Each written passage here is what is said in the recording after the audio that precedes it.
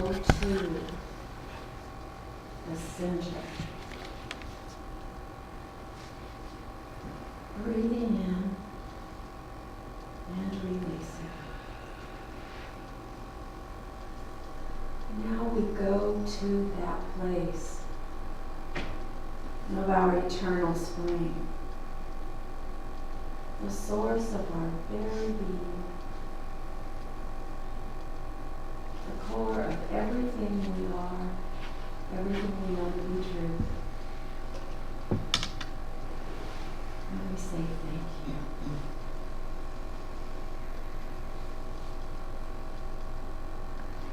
Thank you for all that we are. This very moment. Because we are perfect, whole, and complete, lacking in nothing. Right now, in this place. And we know that today is a new day. Today is the day of renewal, of rebirth. Today is the day we grow by leaps and bounds. Today is the day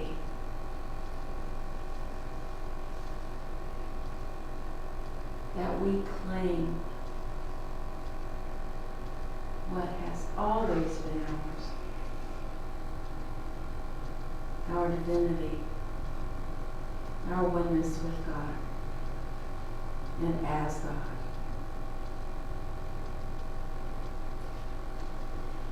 And so now we enter the silence and contemplate this beautiful, joyous, lovely, eternal spring within us.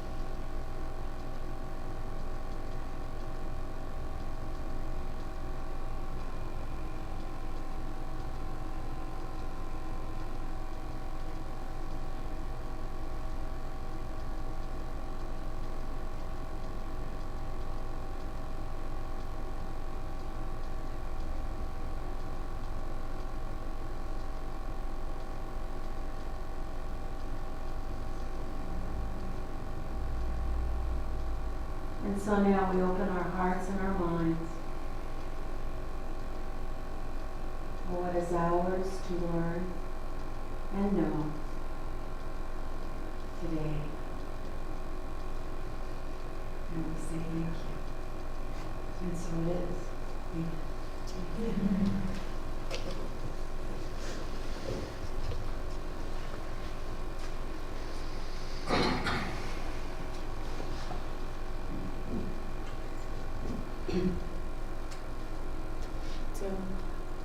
So when I click it, am I going to have them? There it is. Hello! Suddenly it's spring.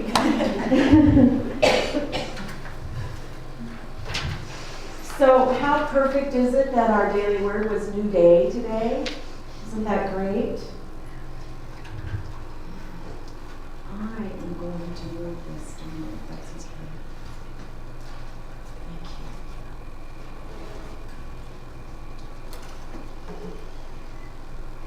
you. So it was a pleasure to be introduced as a licensed genetic teacher because Lynette and I finished up together. We were roommates at Unity Village several times during that process. And so we finished up that whole credentialing process together, and this was the first time I've ever been introduced as a licensed genetic teacher. Isn't that great? I love it. So, in Eric Eric Butterworth's book, Celebrate Yourself. It's a little book of 43 essays that I just love, and in which he talks about just practically every principle he's ever talked about in 3 pages or less. It's a great book. You should get it. And in it, he says that just as spring appears every year to come suddenly, it really doesn't. There is growth going on perpetually and eternally all the time in nature. And it's the same in our lives. Even though we appear to have these big breakthroughs and aha moments, those are sometimes a long time coming. I've had some take 7 years to come. So there's growth going on that whole time. It's not sudden. We are always prosperous and successful at our core. And we are simply outpicturing in our lives whatever substance our consciousness is ready to receive. Lao Tzu said, "The key to growth is the introduction of higher dimensions of consciousness into our awareness." So it's all about the consciousness. So after a long, cold winter, though, is there anything better than that day that you wake up and go, "Oh, it's spring. Isn't that great? It's brighter and lighter, and the air is crisper and clearer. The sounds are more distinct. The birds are happier. It's just a joy, and nature itself seems to be smiling on us." But Butterworth says that rather than it showing up suddenly, it's actually eternal.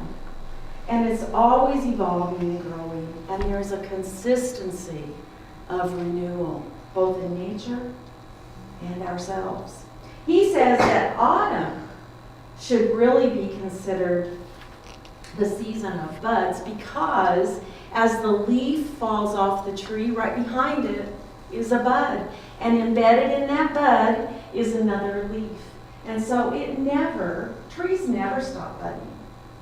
They're always growing. If you look very closely in that tree devoid of leaves, you'll see those little buds there starting to show up. There's a sequence and a chronology to things in our lives, too. My father used to speak of, he remembered and he used to speak of moving from Texas to Oklahoma when he was 3 years old. And he traveled, and this was in 1906. So to give you some perspective, he was older when I was born. And he talks about traveling when he was 3 to Oklahoma Territory in a covered wagon. And in turn, I remember as a child meeting him at Sky Harbor Airport with its one very modern terminal and meeting a propeller plane. And he got off the plane and walked across the tarmac. There were no fancy gates that rolled up or moving walkways. He just walked across that tarmac. And as he walked across, the wind from the propeller blew his hat off his head. That's such a clear memory to me. And so today, the adults of today will someday remember and chuckle at the days when there were no electric cars and no GPS systems on board. Right? And all of those ideas were there the minute the first wheel was created in 3500 BC. And it would be 300 years after that before anybody thought to put it on a chariot. But all of those ideas and inventions that had to do with transportation were there in that idea of a wheel. Right? Just like Everything that we are right now. Everything that we can be, we have right now. And we always have. It's all within you. You simply you can't become a child of God or a spiritual being because you always have been this. You won't become that sometime in the future. You are that. And just as when a new star in Hollywood appears on the scene and they recount that they've been working really hard and they've been doing all kinds of acting and all kinds of things for years, there really isn't an overnight success. They aren't and we aren't. There's really no such thing. It's all right there within you from the very beginning. And you just have to claim it by following your divine guidance right to your fulfillment and achievement. And since you have all the gifts necessary to be and do whatever is yours to do, this includes all the resources too. So this is where we get hung up sometimes. Well, I would just love to do that, but I just don't have all the stuff I need to do it. Yes, you do. It's all there too. It comes with all the prosperity, all the resources, the time, the energy, the support, and the money that you need to do whatever it is you're to do. If it's yours to do, it's all there. The answer and everything that goes with it is there. You take the first step toward that thing that is yours to do, and I guarantee you, Spirit will send the guidance and the creativity and all the resources, and yes, even the money that you need to do that thing. So, you are perfect, whole, and complete, and lacking in nothing. Just the way you are. Just like that tree is inside that seed.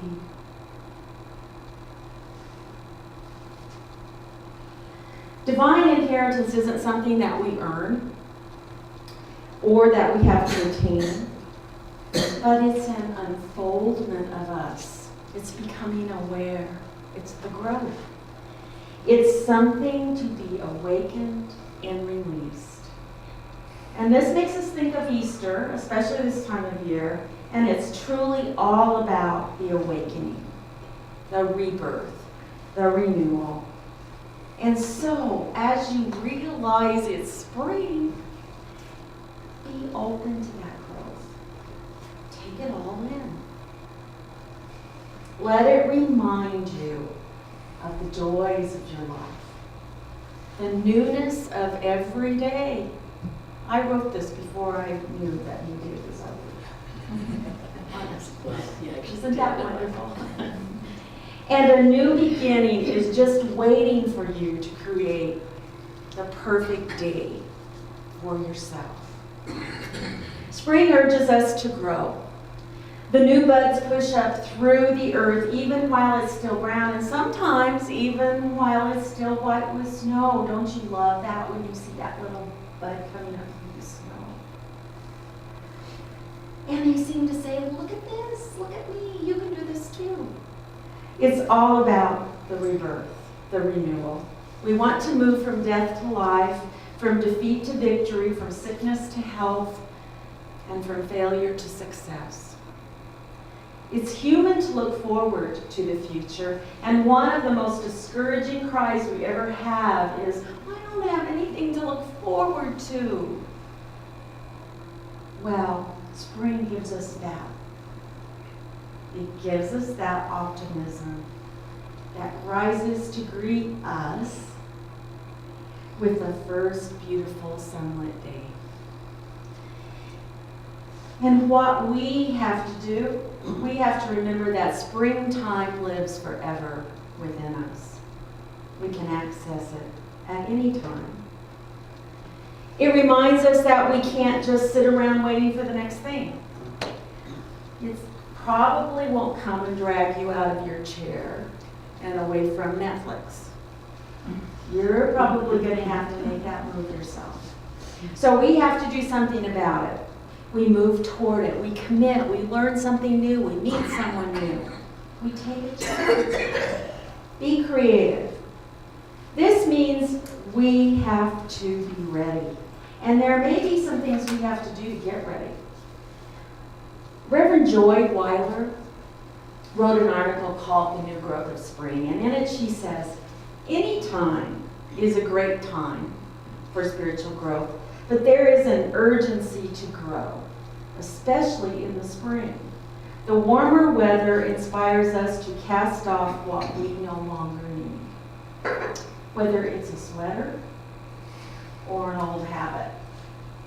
We may clean debris from the flower bed or from a closet, or we may want to clean out our minds.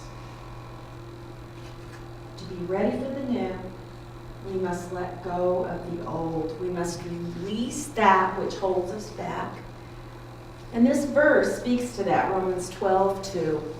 Do not be conformed to this world, but be transformed by the renewing of your minds, so that you may discern what is the will of God, what is good and acceptable and perfect. Or, in the new modern version of the Bible called the Message, are you familiar with the Message? It's a great version. Our young people in Unity are using this a lot now. The Message, I forgot about this one. So here we see, finally the sun is out and the weather is warmer. I can do anything I want. And look at him. He's over there in the dark room playing video games. Right? So the Message says, so here's what I want you to do. God helping you take your everyday, ordinary life, your sleeping, eating, going to work, and walking around life, and place it as an offering. Embracing what God does for you is the best thing you can do. Don't become so well adjusted to your culture that you fit into it without even thinking. Instead, fix your attention on God. You'll be changed from the inside out. Readily recognize what God wants from you and quickly respond to it.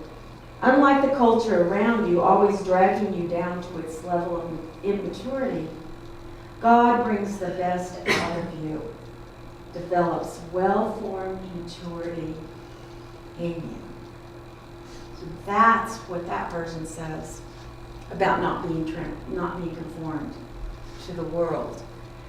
So what it should look like is not sitting in the corner playing video games. Our eternal spring should look like this. Abraham Joshua Heschel says, our goal should be to live life in radical amazement. Radical amazement. To get up in the morning and look at the world in a way that takes nothing for granted. Everything is phenomenal. Everything is incredible. Never treat life casually. To be spiritual is to be amazed. I say this all the time. I really believe in unity principles. I really know that they work. But I am constantly amazed when they do. It is such a glorious, amazing feeling when they do, every single time. That's what he's saying. We need to be amazed. So Reverend Joy talked about being ready and releasing the old. I have a really, really clear example of that in my own life. Some of you know that I served as worship coordinator twice at Unity of Phoenix. I served for 3 years, and then the structure of the organization changed. My position was combined with another, and my job was eliminated. And I was gone for 3 years and then came back for 2 years.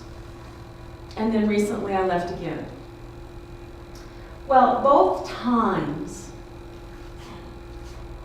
I didn't leave by choice. It wasn't because of anything I did or that happened. It was because the structure of the organization changed and I was gone. But the difference was the first time I was thrown into deep grief because though in my corporate world life that I lived before that, I never took jobs for granted. I always knew there were no guarantees about jobs. But for some reason, because I thought that my work as worship coordinator was a calling, I had decided that that just couldn't be taken away from me. I don't know why I went there, but for some reason I went there and thought that if I were called that I would just be there, and then if it wasn't a calling anymore, I'd be gone. But that isn't what happened. So I was gone, and I felt like it was still my calling. So what do I do with that? It took a long time. I'll make this fast forward this story, but it sent me to a grief counselor who helped me work through and understand exactly why I was experiencing this. I just wasn't ready for the next part of my life, and I was having a really hard time letting go. Which was a total surprise to me because I'm that person that usually just tackles those issues and gets them done. And a year later, I was waking up crying every day. Well, this time, very similar. The change happened rapidly both times. There wasn't a lot of notice. I wasn't particularly happy either time. I loved my work as worship coordinator. But when I went back, I had promised myself that when I left the next time, whether it was my decision or someone else's, that it would not be my whole life. That I would have a life. That I would have friends. That I would have a future. That I knew that there was more. And that was the difference. I was ready. So it didn't take very long. Yes, I was sad and upset the second time too. But it took a very short time because I always know there's more. There's always more. There's always something new. There's always something wonderful. There's always something great to do. And so in truth, I had planned to be doing what I'm doing right now, part-time. And it appears that the universe wanted me to spend more time doing this, which is wonderful because I love doing this. And so it's been so painless and so liberating and so interesting to observe myself in the two different situations and the growth. I actually know there was some growth there. I can see the difference. And for me, it was being ready. So is anyone here having a problem or a challenge moving into that spring-like part of your life where you just grow and go into the next thing?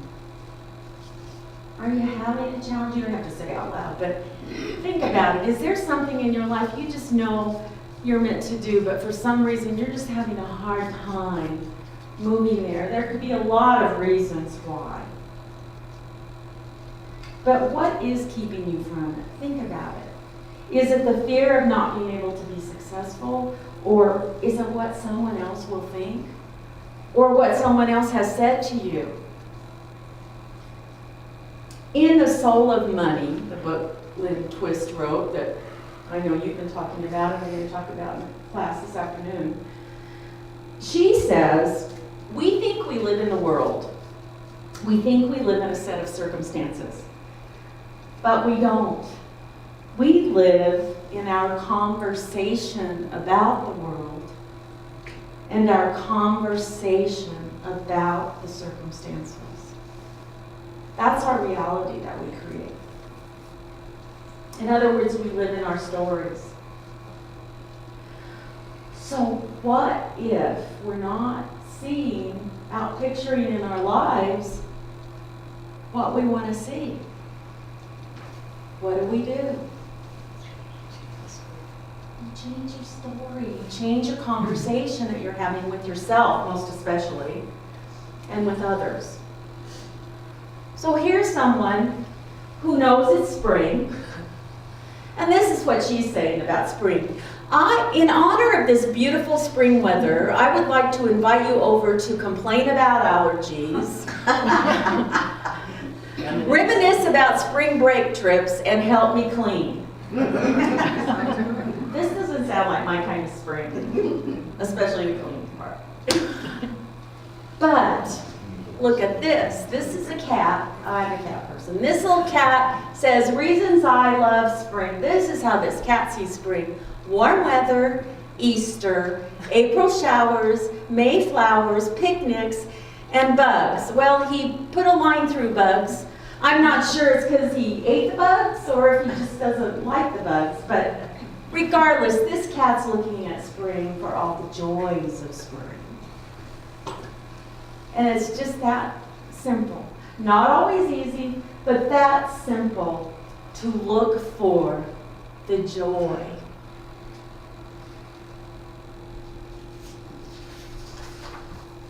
So let's try this. Close your eyes. I want you to think of that one thing or one of the things that you'd like to do, and for some reason you're just not getting it done or moving there. Think for a moment about what it is you're thinking about it. What are the thoughts and the conversations you're having with yourself and others? What is the talk that you're having? And especially, what are the negative and unlimiting thoughts that are coming into your mind?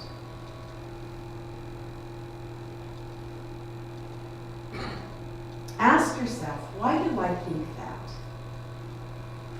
Where have I heard that before? Where is that coming from? And who is saying that? And right there at the root of those limiting ideas, right there is the place where you transform your mind. Because there is a part of you that is untouched by the judgments of others or even yourself.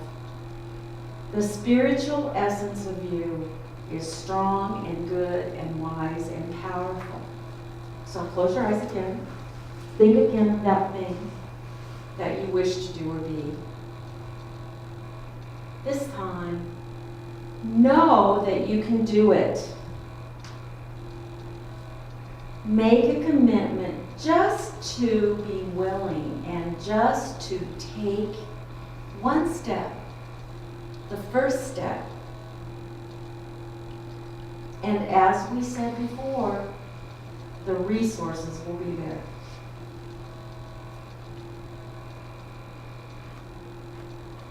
So you just keep going in the direction of your dreams. And it's like a sailboat. You know, a sailboat sets out for its destination. Its course is plotted, but it never goes directly to the target. Why is that? The wind. The wind just constantly blows it off. Of course, that's what a sailboat's all about.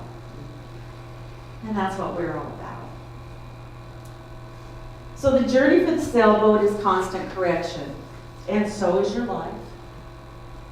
How often do you take a straight line to your target goal?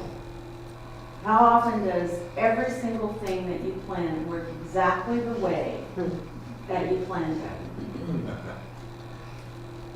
Never. I mean, some things will work exactly the way, but if you draw up a plan of how to get there, a lot of what you planned is not going to look exactly like what you planned. And there's nothing wrong with drawing up a plan. But it's just really one step at a time. And then you adjust, you correct, you change your conversation, and focus on your goal. And that's how you can know the spring of your life. That's eternally there. You can fully participate in the growth that is ready for you. Just take that step into the beautiful spring air, clear and bright and colorful, and claim your personal eternal spring. Thank you.